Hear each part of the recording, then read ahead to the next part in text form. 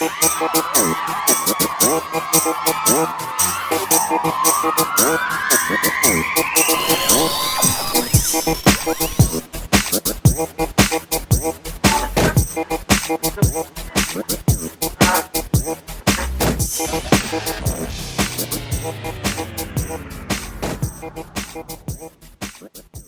man, what's up? It is the Ace Micheals Show, brought to you live and in living color. Hello. Hey, if you ever want to be on the show, you can. All you have to do is call us. You can call us 702-540-3498. That'll get you on the show. You can also email us. You can email beonthebuzz. That's beonthebuzz at yahoo.com. You do not have to call and email, okay? And you do not have to call heavy breathing. You can just do one or the other, but we don't want all that activity. Anyway, my guest today is Amy Taylor, famous Amy Taylor. Woohoo! She's on the Ace Micheals Show today. Amy, how you doing, darling? Great. How are you? I've got no complaints. California. Yeah, are you in Southern California today? Today I am. Yeah. Woo-wee! Southern California is a lucky place to be. Wow. And what's going on in Southern California? Like 70 degrees, chilling, making movies. Every day. We don't know what. Right. Because every day is 75 and sunny. It's a rough life, man. Somebody's got to do it. It doesn't suck. So. You gotta love it.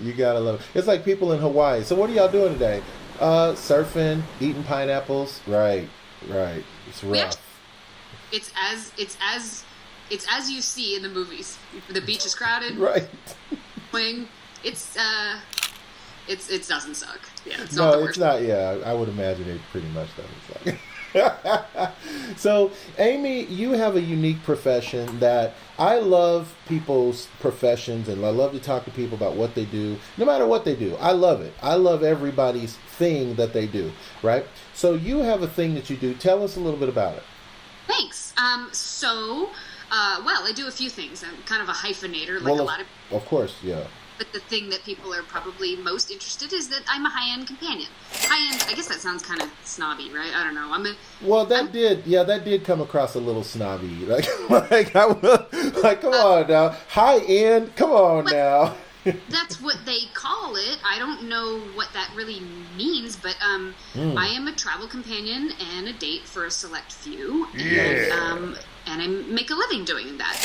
Nice. And have for a few years. It's actually pretty common, especially in big cities with a lot of beautiful women and wealthy men. Mm-hmm.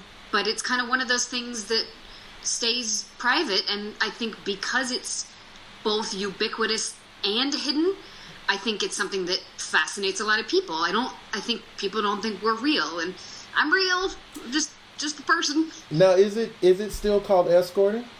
Yeah. Okay. The word has been kind of tied up with the things that are against the law, like prostitution. Yeah. There are escorts that are prostitutes. There are escorts that are not.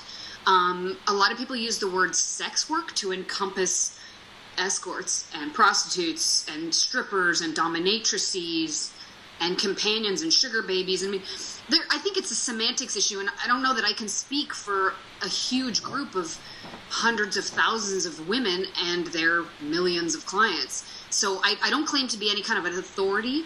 Mm-hmm. There are people that have written books and given speeches that would probably know more on the semantics of the issue. Sure.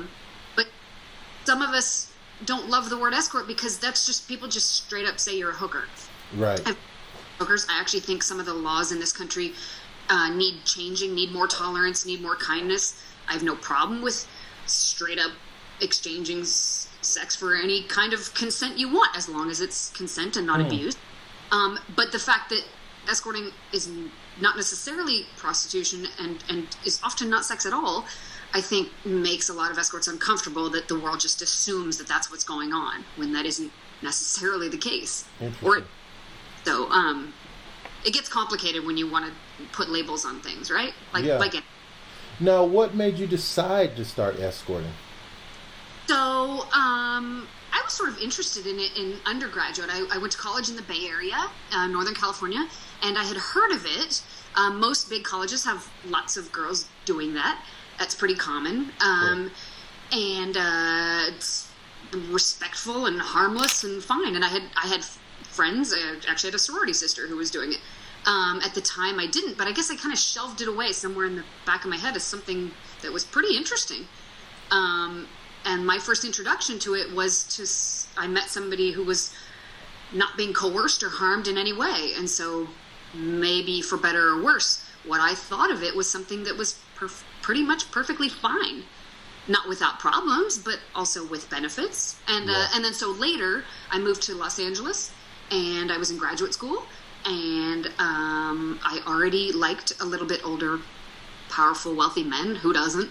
And I can't say that I do, but that's okay, not you. That's a whole nother show. But yeah. You do, and you're in grad school, so you're super broke, and you're in your 20s, and guys really like you, right?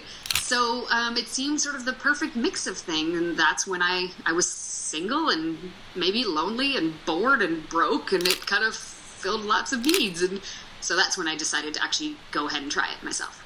Now, see, for me, like, I will always remember my first on-stage experience. My palms were sweaty. I had so much sweat, like, in between my legs. Like, I was scared, but I was excited. What was your first escorting experience like?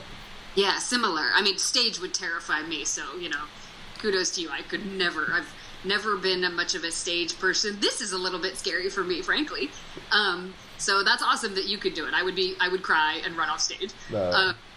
But I was both scared and excited. I was hopeful that I could have a great time and hopefully make somebody happy, because then they would see me again, which would be great financially, but also that I'd have a nice time. I was, lonely too, like most human beings are.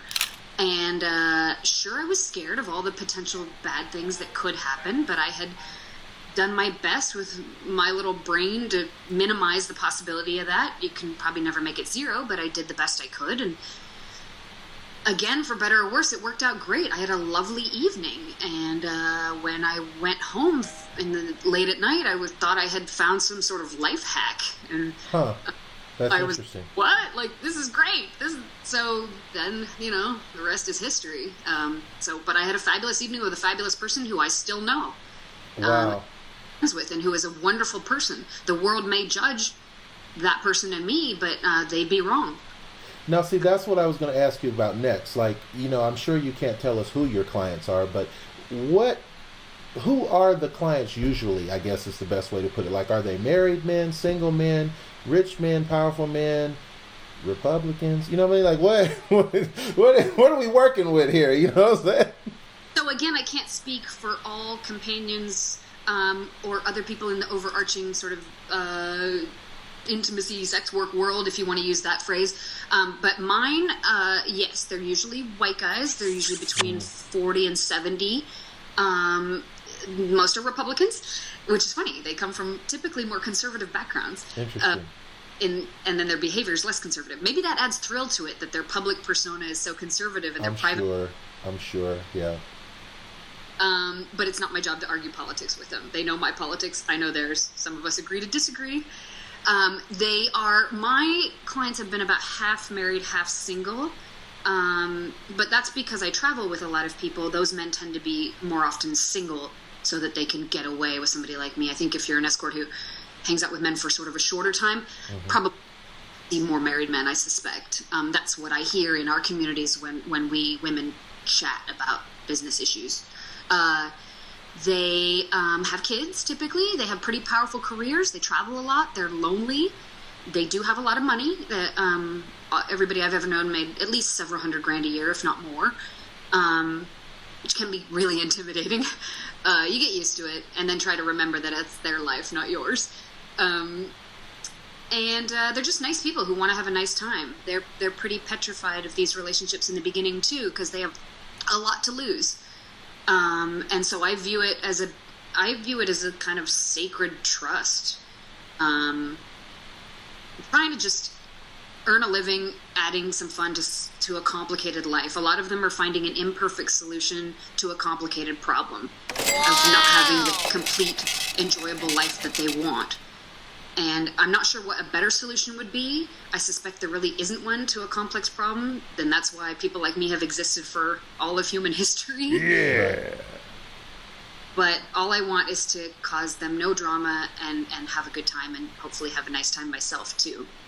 And, they're just normal guys, you know? Yeah, and now, Amy, let me say, I mean, I think you're probably the best looking cookie in the bag, too. I mean, you're a very attractive girl. You're very intelligent. I could see, going on a date with you, but I can't afford to go on a date with you if I need $300,000. So has some client ever fallen for you? Like someone, obviously they're spending time with you, they're going to get to know you, and then next thing you know, Cupid, what was that? So, yeah, that has happened. Sometimes it's ended with a little bit of drama, like any sort of breakup would. It's still a breakup, even if it's in an arrangement. And emotions do get involved. So, yeah, sure. A couple of times that's happened, and both times that it happened to me, it was better that we didn't see each other anymore. I'm still friendly with the two that I can think of right now. But no, we don't hang out anymore. I don't know if they see someone new.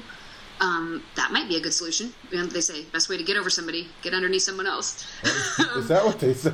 Who are they? I want to know if they came up with that. I want to know whoever came with it. That's good. I like that. But I know escorts who've married their clients. I know several who met them as clients and now they're married and they've been married for ages. Awkward. Okay. It happens. Yeah. They're happy. I mean, judge not lest ye be judged, right? I mean, did you ever fall for a client? There's a couple that don't see me anymore that I really wish they would.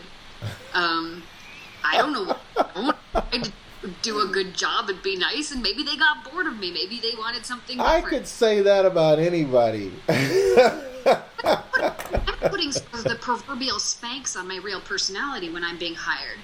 I'm, being really happy and perky and certainly trying to be pretty and, I'm not always that way at home. So were they to fall in love with the real Amy, they might be sorely disappointed with what they would actually get. Because it's not that you're lying. It's not that you aren't who you are, but, it's sort of a version of yourself.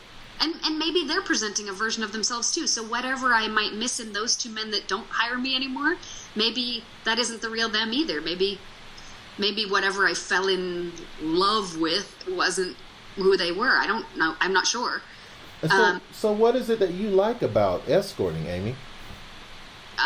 So many things. I like my freedom, so I decide everything. I'm in charge. I'm a little CEO of a one-person company, if you will, and I like that. I've always been a bit headstrong, and nobody's going to tell me what I'm going to do with my one short, brief, precious life. So I like that. I like meeting different people. I like traveling. And then the luxury part is pretty cool. Who doesn't like private jets and great food? I mean, I'll never be in that life permanently, but it's neat to kind of dip my toe in that pool and see what that world is like. I think it provides a lot of benefits. Just not without its costs. Right. And so then the obvious question is, so what's the weirdest thing you've ever been done or asked to do or been done around you?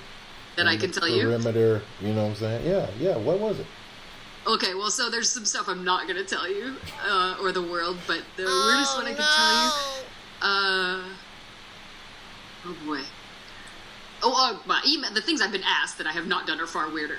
That's, you name it. It's every perverted thing you've ever like everything, like you name it, like even with an imagination like mine, that's still far out? Oh no, you might trump them all. I'm not sure. Wow. But you get those really super creepy emails, and those people come nowhere near me, thank God. Okay. But the weirdest one I ever did, I learned about erotic hypnosis. Hey, world, Google that if you don't know what it is, and you'll spend a while reading, and then you might be mad at me for alerting you to that it exists. But some people like to pretend to be hypnotized, and that is a sort of fun and sexy experience for them. Sure. I could kind of see that. Like on a kind of a weird Bill Cosby kind of level, I could see that there's like a kink out there for that. Sure, I get that. So do people ask you to do stuff like, let me see how I can phrase this. What sort of person do you have to be to order an escort? Well, if my sample size represents most clients, I think you've got to be to some degree adventurous, right? Because Yeah. taking a trip and meeting a stranger, and that can always go badly. I've heard hilarious stories from clients about when it didn't go that well and they extricated the very situations. So you gotta be looking for kind of an adventure, right? Yeah. And Yeah. people need a steam valve. They need to have fun. You're never gonna take that away from people. They need it. If you probably need some spare cash, you have to have enough confidence to call up or email some hot chick off the internet and assume that she's going to be okay meeting you. So you got to have a little swagger. So I think the guys who do the best with escorts are guys who are funny, they're extroverted, they like meeting new people, they got some confidence on how they can handle a date. They enjoy dating. They enjoy the whole thing of dating. And then to make an escort happy, you probably want to be like clean, well groomed, all these other things, you know. Right. Anything that women like, right? It's the same stuff. We're just women. It's the same. It's the same, except at the end of the situation, there's going to be some money, probably at the beginning. There's money probably at the beginning. I don't know this, but I think it works like this. I think you pay up front, and then as you go, you might have a nice gift or a nice exchange. And at the end, if you're happy, you're going to say, hey, I'm happy, I'm taking off. But, I left you a little something under the pillow, like a nice little see you again next time type of thing. So then, because we're in America, my guests and my listeners would want me to ask you, how much money do you make? Like, this is about money. So how much money do you make? I do okay. I think I'm not going to give you guys my 1040 from this year. Right. But it's a lot of work. It's not just the hours that you're seeing clients. There's a lot of online work. There's a lot of emails. You answer 10,000 emails to meet one really nice guy. Really? Or at least I do. I don't know. Yeah, I mean, it's there's a lot of work that goes into the fun. Wow. The job itself is sort of not like work. But so I don't know if I translate it back. I mean, I don't make minimum wage if you add up all those hours and how much income, but you end up making what like a healthcare professional makes. And I think some girls might make more. I don't have anybody else's tax returns, so I don't know. Yeah. But what if, for example, what are your out-of-pocket costs? Like, do you have to have a Jaguar and a puppy and a mink and sunglasses? You know what I'm saying? Like, you go to 10. He's somewhere over here. I have to have a puppy. But no, I mean, you probably want to look a little bit like a high-class girl if you're rolling into high-class places. So you're going to need a wardrobe. Think of like that old movie, My Fair Lady. You're going to need to look, you're going to need some Armani and some Gucci. And that doesn't mean that's what you wear on your off days. Trust me, I don't. Right. I can afford that. You want to have a decent car because you're rolling up to, the FBO where the private jets leave and the Four Seasons and places that you don't want to have a broken down old, anything. And you want good haircuts and good dental care and good skin care. So you're spending on yourself like a rich girl to match that persona. Because at least for me, you're also dating wealthy men, and that is what they're used to. The women in their lives are polished women that are well-groomed, well-dressed, wealthy women. So you want to fit in with them. If you look like some little raggedy thing, they're going to be uncomfortable. Match, right? What they like. I love that little raggedy thing. I don't know. I'm actually attracted to little raggedy things, and I take great offense to that. My last girlfriend was a little raggedy thing. Whatever happened to her was super sweet, working class. I mean, I should have married that one. But right. It's just about who you're serving. You're trying to adapt to the person you're serving. The more comfortable your customer in any business, the happier they'll be. So if that's what they want, if it isn't what they want, then fine. But then there's out-of-pocket costs like photo shoots and websites and advertising. Social media is kind of killing paid advertising right now, but I think that's a temporary transition. There are ad costs. And then everything else is just normal life, cost that. So the expenses of, some girls shoot pretty elaborate like photo shoots and video shoots, and I've seen shoots on private jets and helicopters, and I suspect those productions can get pretty expensive. Right. Imagine. I've never done it. So you have a fairly big overhead. Oh, of course, screening and background searches and all of that costs money, and your life depends on those things. So those are sort of the cost of goods sold, right? Right. So that's kind of a must-do thing. Now, I mentioned earlier that we're Americans, and so, here in America, we have this huge double standard about women and their own empowerment. We just had this movie, Wonder Woman, where basically didn't really show much about empowerment. It just showed that, hey, girls could kick your ass too and look good while they do it. But as far as real empowerment, it didn't really touch on anything. We just had a political fiasco election that we could have had a female president, but we never did that either. So when it comes to being an escort, how do you think escorting fits into the ideal of feminism or female empowerment? That's a tough one for me because we hear a lot from the feminist community that we're harming women, that we are teaching women, that we are teaching men to be entitled to access to beauty, sexuality, sensuality, attention, affection, because we sell those things. Obviously, I want to disagree with that. I don't think that we're some sort of scab in the union line of women. I think we're just trying to survive like every other woman and man.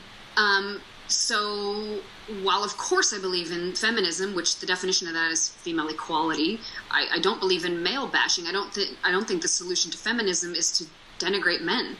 Men have it hard too. We tell men that their lives matter less. They go to war and they do all the physically brutal jobs like coal mining and construction that ruin your body when you're old. And I mean, we don't have it that great either. Everybody's got it tough. So in terms of gender roles, empowerment and feminism, I'd like to see all women survive in whatever way they want. If they want to be an escort, great. If you want to be a surgeon, great. You want to be a housewife, great. I think the key is choice, and the more we let people choose their gender identity, I think that's the true definition of empowerment, is everybody gets to live the full expression of a human life in a way that they find satisfying. And so my answer to rabid feminists that hate escorts is that if you really believe in women's right to choose their expression of a full human life, then you should support mine, because I'm okay. I'm happy. I like my choices. Doesn't mean you would, doesn't mean somebody else would, but let me live my female life as I see it.